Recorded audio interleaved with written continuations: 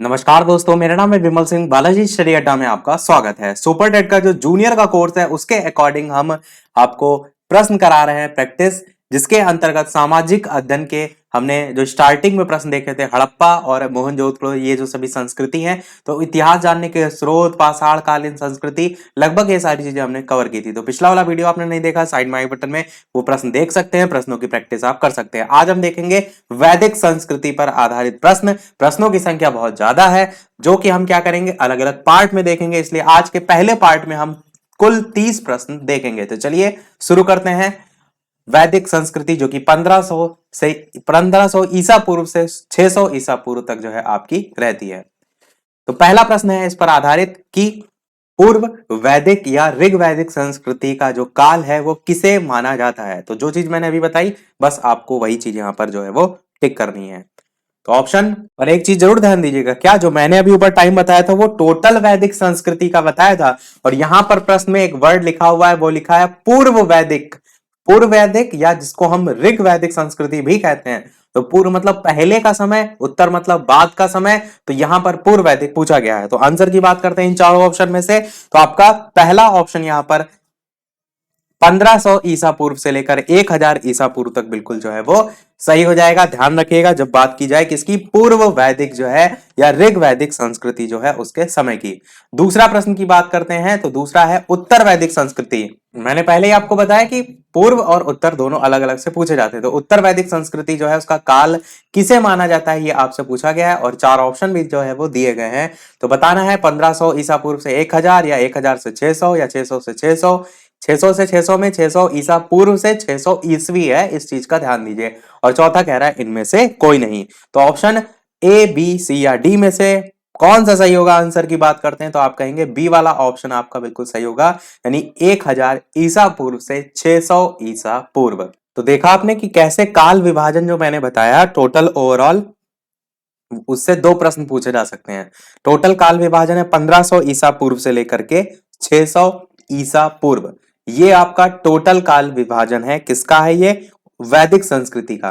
पर इसमें भी डिवीजन है, 1500 से 600 में 1500 से लेकर 1000 तक, 1000 तक आपका, ए करके मैं लिख देता हूं, 1500 से लेकर 1000 तक, जो कि आपका पहला प्रश्न आया था ईसा पूर्व, ये आपका है पूर्व वैदिक, जिसको हम ऋग वैदिक संस्कृति भी कहेंगे। और इसी के 1000 से लेकर इस 600 तक जाएंगे ना टोटल, जो कि आपका यहाँ दे रखा है ऑप्शन में ही, तो 1000 से 600 ईसा पूर्व आपका हो जाएगा उत्तर वैदिक संस्कृति। तो आपको ओवरऑल पूरा याद रखना है 1500 600, बाकी आप इसमें डिवीजन जो है वो कर लेंगे। बढ़ते हैं हमारे अगले प्रश्न 3 की तरफ। तीसरा प्रश्न आपका कह रहा है कि आर्य शब्द जो है उसका शाब्दिक अर्थ जो है वो क्या होता है। तो 4 ऑप्शन है, बताइए। वीर या योद्धा होता है, श्रेष्ठ या कुलीन होता है, यज्ञ कर्ता या पुरोहित होता है, या फिर विद्वान होता है। तो आर्य शब्द का शाब्दिक अर्थ जो है वो क्या होता है।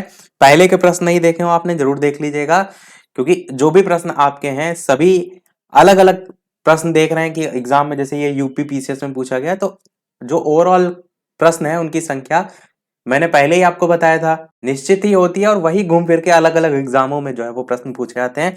इसीलिए उस टॉपिक से रिलेटेड जहां जहां जैसे जैसे सवाल पूछे गए सब मैं आपको इसमें प्रैक्टिस करा रहा हूं। उत्तर की बात करते हैं तो आपका श्रेष्ठ या कुलीन जो है आपका होता है आर्य शब्द का शाब्दिक अर्थ। इसको याद रखिएगा, श्रेष्ठ या कुलीन होता है। चौथा प्रश्न देखते हैं, जो कि कह रहा है प्रारंभिक जो आर्य थे उनके बारे में निम्न कथनों में से कौन सा जो है वो कथन सही नहीं है, आपको जो है वो बताना है। पहला कह रहा है कि वे संस्कृत बोलने वाले थे, दूसरा कह रहा है वे घुड़सवारी किया करते थे, तीसरा कह रहा है वे कई झुंडों में भारत पहुंचे, और चौथा कह रहा है वे मुख्यतः नगरों में निवास करते थे। प्रश्न में ये चीज ध्यान दीजिए, सही नहीं जो है वो पूछा गया, कौन सा इसमें से सही नहीं है। तो ऑप्शन एबीसीडी में से कौन सा सही होगा। उत्तर की बात करते हैं तो आपका चौथा वाला डी वाला ऑप्शन सही नहीं है कि वे मुख्यतः नगरों में निवास करते थे। तो प्रारंभिक आर्यों के बारे में ये जो है वो आपका कथन गलत है। बाकी कौन कौन सही है कि वे संस्कृत बोलने वाले थे, याद रखिएगा, वे घुड़सवारी किया करते थे, याद रखिएगा, और वे कई झुंडों में भारत पहुंचे थे, ये भी ध्यान रखिएगा। अगला देखते हैं, मोस्ट इंपॉर्टेंट प्रश्न, बहुत बार पूछा जाता है इस टाइप के प्रश्न फसलों से संबंधित। तो पांचवा प्रश्न कह रहा है कि इनमें से किस फसल का ज्ञान वैदिक काल के लोगों को नहीं था। बताइए, 4 ऑप्शन में जौ, गेहूं, चावल या तंबाकू में से कौन सा जो है वो सही होगा। इनमें से किस फसल का ज्ञान वैदिक काल के जो लोग थे उनको नहीं था, आपसे ये पूछा गया है।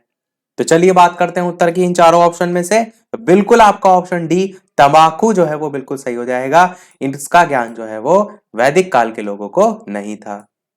अगला प्रश्न छठा कह रहा है कि उत्तर वैदिक काल के वेद विरोधी और जो अध्यापक हैं उनको किस नाम से जो है वो जाना जाता है? यजमान के नाम से, श्रमण के नाम से, अर्थवन के नाम से, या फिर श्रेष्ठिन के। तो इस प्रकार से चार ऑप्शन है। बताना है आपको कि उत्तर वैदिक काल जो है उसके वेद विरोधी और ब्राह्मण विरोधी धार्मिक जो अध्यापक हैं उनको किस नाम से जाना जाता है। आंसर की बात करते हैं चारों ऑप्शन में, तो आपका बिल्कुल ऑप्शन बी वाला श्रमण जो है वो सही हो जाएगा। उन्हें हम श्रमण के नाम से जो है वो जानते हैं। सातवां प्रश्न देखते हैं जो कह रहा है कि वैदिक गणित का महत्वपूर्ण अंग जो है वो कौन सा होता है? तो बताइए चार ऑप्शन में से। सत पथ ब्राह्मण होता है, अथर्ववेद होता है, शुल्ब सूत्र होता है, या फिर छांदोग्य उपनिषद होता है। तो इस प्रकार से चार ऑप्शन है। बताना है आपको कि वैदिक गणित का महत्वपूर्ण अंग जो है इनमें से कौन सा होता है। उत्तर की बात कर लेते हैं तो आपका ऑप्शन सी वाला यहां पर बिल्कुल सही होगा। शुल्ब सूत्र जो है ये महत्वपूर्ण अंग होता है वैदिक गणित का। तो सी वाला आपका ऑप्शन बिल्कुल सही हो जाएगा। आठवां प्रश्न कह रहा है कि किस वेद में प्राचीन वैदिक युग की संस्कृति के बारे में सूचना दी गई है? किस वेद में दी गई है सूचना किसके बारे में? प्राचीन वैदिक युग की संस्कृति के बारे में। तो ऋग्वेद, यजुर्वेद, अथर्ववेद, या फिर सामवेद। तो किसमें जो है वैदिक युग की संस्कृति के बारे में सूचना दी गई है? उत्तर की बात कर लेते हैं तो आप क्या कहेंगे? ऋग्वेद आपका पहला वाला ऑप्शन बिल्कुल सही हो जाएगा। इसी में वैदिक युग की संस्कृति के बारे में बताया गया है। नवा प्रश्न देखते हैं। निम्नलिखित में से उत्तर वैदिक काल में जो लिखे गए ग्रंथ हैं उनका सही क्रम आपको बताना है। बढ़िया प्रश्न है। बताइए इन चारों में से कौन सा सही क्रम होगा? उत्तर वैदिक काल में लिखे गए ग्रंथों का सही क्रम। और वीडियो पसंद आए सभी लोग वीडियो को लाइक भी करते रहिएगा। इसी प्रकार बेहतरीन से बेहतरीन प्रश्न हम आपको प्रैक्टिस जो है वो कराते रहें, तो सभी लोग वीडियो को लाइक भी अवश्य कर दीजिएगा। लाइव टाइमिंग शाम के 8 बजे की भी है और दोपहर के 3 बजे वाली में करंट अफेयर अलग अलग चीजें हम आपको डेली प्रोवाइड करा रहे हैं। तो दोपहर 3 बजे भी लाइव आकर आप देख सकते हैं और ये वीडियो आप शाम के 8 बजे देख रहे हैं। उत्तर की बात कर लेते हैं तो आपका पहला ऑप्शन बिल्कुल सही हो जाएगा। क्रम आपका सबसे पहले वेद, फिर ब्राह्मण, फिर आरण्यक और फिर उपनिषद। तो ये आपका सीरियल हो जाएगा वेद, ब्राह्मण, आरण्यक और उसके बाद उपनिषद। और चाहे तो ऐसे थोड़ा सा ट्रिक भी बाऊ करके या वी बाऊ करके थोड़ा सा बना सकते हैं, याद करने के लिए आसानी होगी। 10वां प्रश्न आपका कह रहा है कि वेदों की जो संख्या है वो कितनी है? 2, 3, 4 या 5। आसान सा प्रश्न है, किसी का गलत नहीं होगा। तो जल्दी से बताइए इन चारों ऑप्शन में से कौन सा सही होगा। इतने ऑप्शन ही ऊपर आ चुके हैं वेदों से संबंधित, तो बिल्कुल आंसर की बात करते हैं। 4 सही हो जाएगा। वेदों की संख्या कुल 4 है।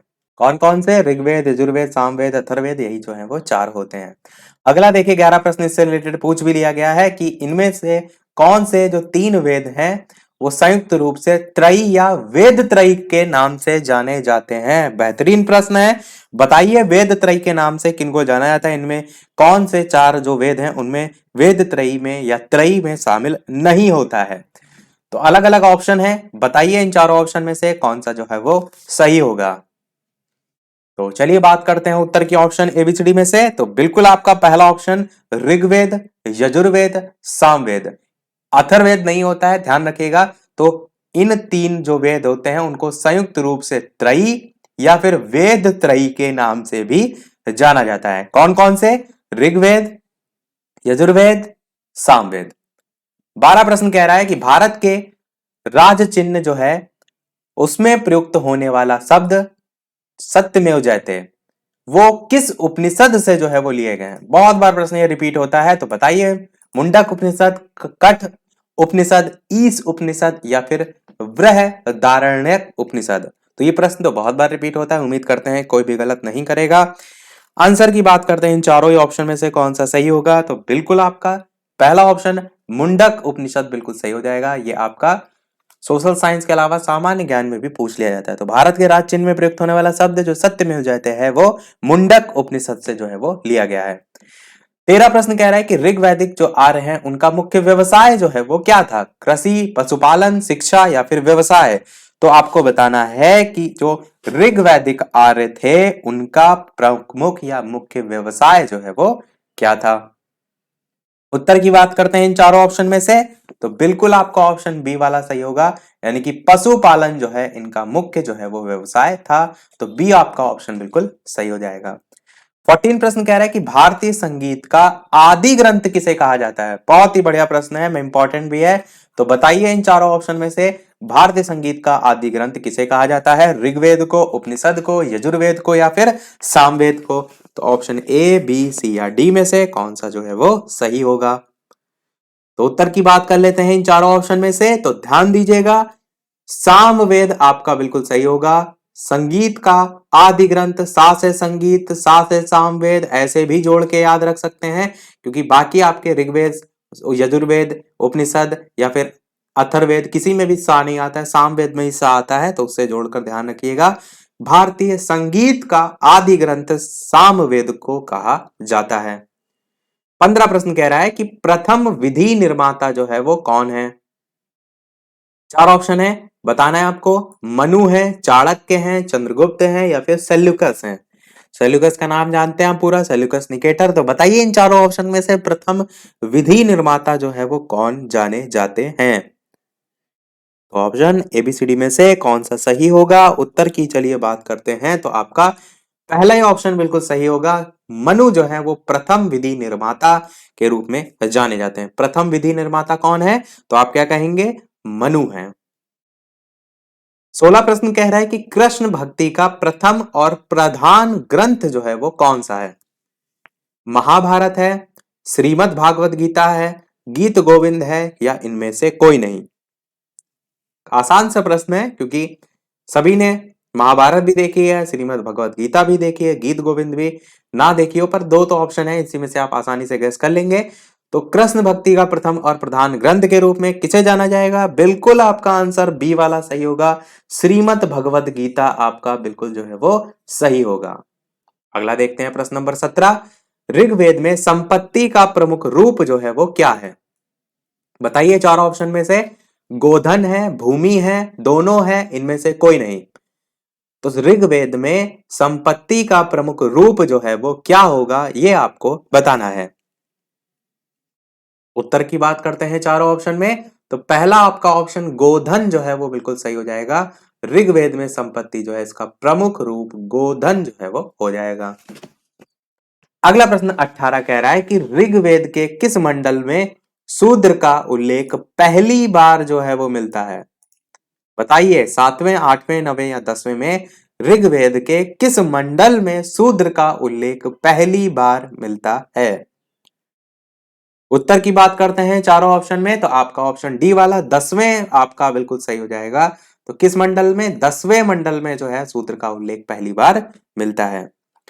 19 प्रश्न देखते हैं आपका, पुराणों की संख्या कितनी है? मोस्ट इंपॉर्टेंट क्वेश्चन है, पूछा काफी बार जाता है। तो बताइए चारों ऑप्शन में से 18, 19, 20 या 21 में से पुराणों की संख्या जो है वो कितनी है?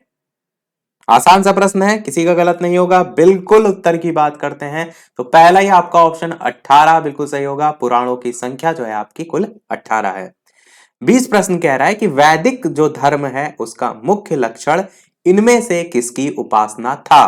प्रकृति, पशुपति, देवी माता या फिर त्रिमूर्ति? बताइए, वैदिक धर्म का मुख्य लक्षण इनमें से किसकी उपासना था? प्रकृति, पशुपति, देवी माता या फिर त्रिमूर्ति? उत्तर की बात करते हैं, तो पहला आपका ऑप्शन प्रकृति जो है वो बिल्कुल सही हो जाएगा। वैदिक धर्म का मुख्य लक्षण किसकी उपासना था? तो प्रकृति की उपासना था। 21 प्रश्न आपका कह रहा है क्या कि किस देवता के लिए ऋग्वेद में पुरंदर शब्द का प्रयोग किया गया है? बढ़िया प्रश्न है, बताइए किस देवता के लिए ऋग्वेद में पुरंदर शब्द का प्रयोग किया गया है? इंद्र, अग्नि, वरुण या सोम? चीजों ये भी ध्यान रखिएगा, याद भी करना है, खाली प्रश्नों की प्रैक्टिस ही नहीं जरूरी है।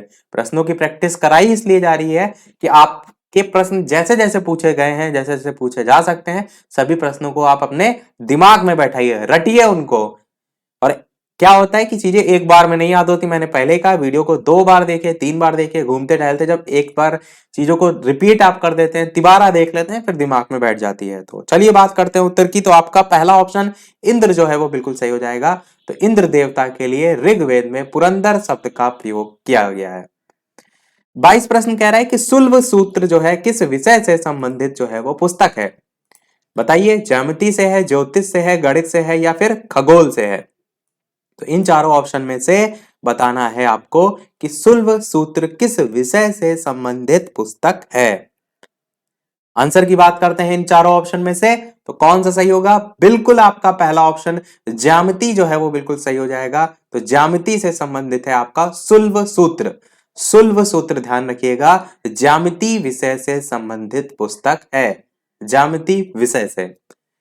अगला प्रश्न कह रहा है, असतो मां सदगमय तमसो मां ज्योतिर्गमय मृत्योर मां अमृतम गमय कहां से लिया गया है। मोस्ट इंपॉर्टेंट क्वेश्चन है, क्योंकि ये आप देखेंगे तो आप यदि पहले हिंदी पढ़ के आए हैं बेसिक लेवल पर, तो इस टाइप से आपसे प्रश्न इसके अर्थ के संदर्भ में भी काफी बार पूछा जाता है। तो बताइए, उपनिषद, वेदांग, महाकाव्य, या फिर पुराण। तो असतो मां सदगमय तमसो मां ज्योतिर्गमय मृत्योर मां अमृतम गमय कहां से लिया गया है। जल्दी से बताइए इन चारों ऑप्शन में कौन सा सही होगा। चलिए बात करते हैं उत्तर की। तो बिल्कुल आपका पहला ऑप्शन उपनिषद जो है वो बिल्कुल सही हो जाएगा। उपनिषद से जो है ये लिया गया है। और इसका सामान्य अर्थ क्या होता है, अस्तो मां सदगमय या तमसो मां ज्योतिर्गमय का। तो आप कहेंगे कि अंधकार से प्रकाश की ओर बढ़ने को लेकर, चलने की ओर लेकर बात की जा रही है। अगला 24 प्रश्न देखते हैं कि आर्य भारत में बाहर से आए और सर्वप्रथम जो है वो बसे थे, तो कहां पर बसे थे ये आपको बताना है। बताइए, सामा तट में, प्राग ज्योतिष में, पंजाब में, या पांचाल में। तो आर्य भारत में बाहर से आए और सर्वप्रथम बसे थे, कहां बसे थे ये आपको जो है वो बताना है। उत्तर की बात करते हैं, इन चारों ऑप्शन में से कौन सा सही होगा। तो बिल्कुल आपका ऑप्शन सी वाला पंजाब जो है वो बिल्कुल जो है वो सही हो जाएगा।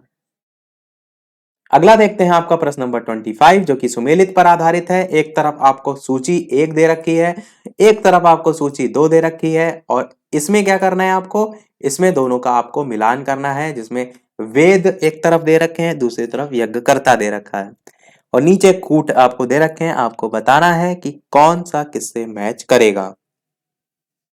तो बात करते हैं, एक तरफ जो ऋग एक एक करके अच्छा देखते भी चलते हैं, उसके बाद हम आंसर की बात करते हैं।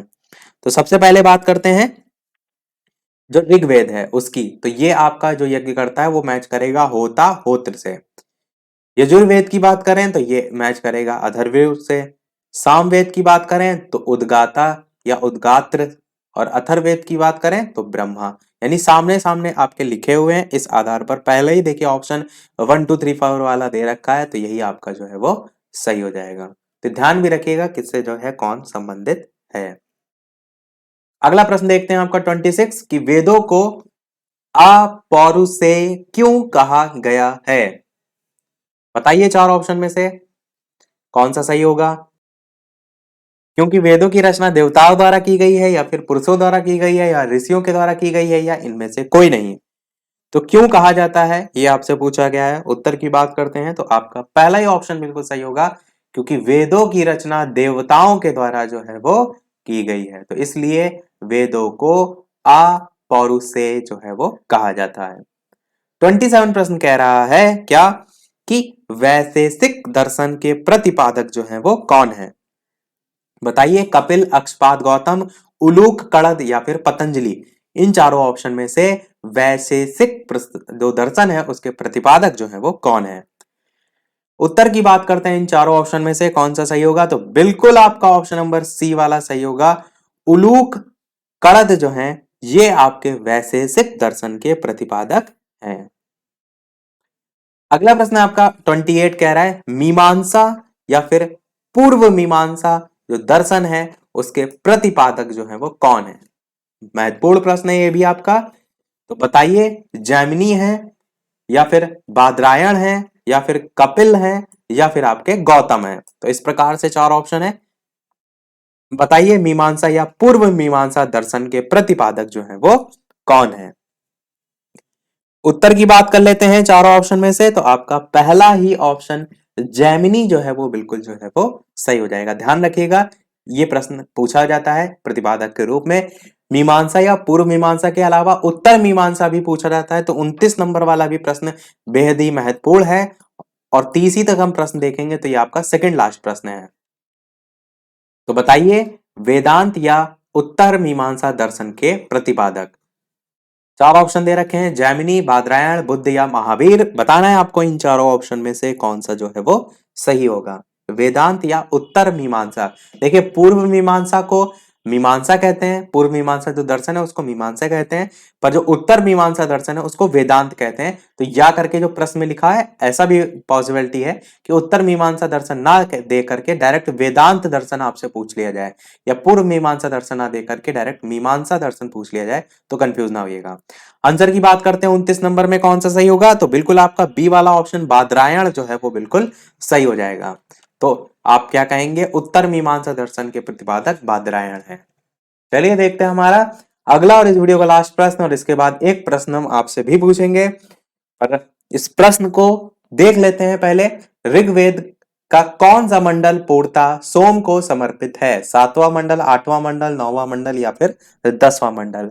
और इसके अलावा वीडियो अभी तक आपने लाइक ना किया हो, सभी लोग वीडियो को लाइक भी अवश्य कर दीजिएगा। आपके एक लाइक से मुझे मोटिवेशन मिलता रहे, इसी प्रकार बेहतरीन से बेहतरीन प्रश्न मैं आपको प्रैक्टिस कराता रहूं। चैनल पर नए हो तो सब्सक्राइब करके भी जुड़ जाइएगा, और टेलीग्राम चैनल से नहीं जुड़े हैं तो लिंक आपको डिस्क्रिप्शन में मिल जाएगी, सर्च करके भी बालाजी स्टडी अड्डा जुड़ सकते हैं। तो चार ऑप्शन है, बताइए 7वां मंडल, 8वां मंडल, 9वां मंडल या 10वां मंडल में कौन सा सही होगा। और वीडियो को शेयर भी और लोगों के साथ कर दीजिए, और लोग भी प्रश्नों की प्रैक्टिस करें। मेन उद्देश्य ही है सब तक प्रश्न अधिक से अधिक पहुंचे लोगों तक, तो जरूरी है वीडियो को शेयर भी कर दीजिएगा। आंसर की बात करते हैं, तो आपका सी वाला 9वां मंडल बिल्कुल सही हो जाएगा। तो ऋग्वेद का कौन सा मंडल पूर्णतः सोम को समर्पित है, तो आप कहेंगे 9वां मंडल आपका सही हो जाएगा। तो आपके सभी प्रश्न समाप्त हुए। अब एक प्रश्न आपके लिए भी, जिसका आंसर हम नेक्स्ट वाले वीडियो में देखेंगे। और ये जो यहाँ पर हम प्रश्न पूछ रहे हैं, ये प्रश्न आपका इसके बाद वाले प्रश्नों में हम शामिल भी कर देंगे, क्योंकि हम 30 प्रश्न देख रहे हैं, तो नेक्स्ट वाला वीडियो होगा वो भी इसी टॉपिक पर ही रिलेटेड होगा, और उसमें भी हम 30 प्रश्न करके ही देखेंगे। तो प्रश्न आपका है कि वैदिक मंत्र देवी सवृत्र को संबोधित, वैदिक मंत्र नहीं, गायत्री मंत्र, गायत्री मंत्र जो कि देवी संवृत्त को संबोधित है, किस पुस्तक में मिलता है। गायत्री मंत्र आप सभी जानते हैं, ओम भूर्भुवः स्वः तस्य वितुर्वरेण्यम। तो वो वाला जो गायत्री मंत्र है वो किस पुस्तक में मिलता है, ऋग्वेद, यजुर्वेद, उपनिषद या भगवद गीता। ये चार ऑप्शन है। वीडियो के मेन कमेंट में सभी लोग बताइएगा टाइप करके कि इन चारों ऑप्शन में कौन सा जो है वो सही होगा। तो इसी के साथ हमारे आज के सभी प्रश्न जो है वो समाप्त होते हैं। कोशिश कीजिएगा सभी लोग गलत सही जो भी आता हो वीडियो के मेन कमेंट में आंसर जरूर जो है वो बताया करिए। तो आज की वीडियो में इतना ही रखते हैं, 30 प्रश्न हमारे समाप्त हो गए। नेक्स्ट वाले वीडियो में इसी प्रकार आगे की भी हम 30 प्रश्न देखेंगे। आज की वीडियो में इतना ही। वीडियो पसंद आया हो लाइक अवश्य कीजिएगा, अन्य लोगों के साथ वीडियो को शेयर अवश्य कीजिएगा। मिलते हैं चलिए फिर अगले वीडियो में नए टॉपिक के साथ, तब तक के लिए नमस्कार। Thank you for watching.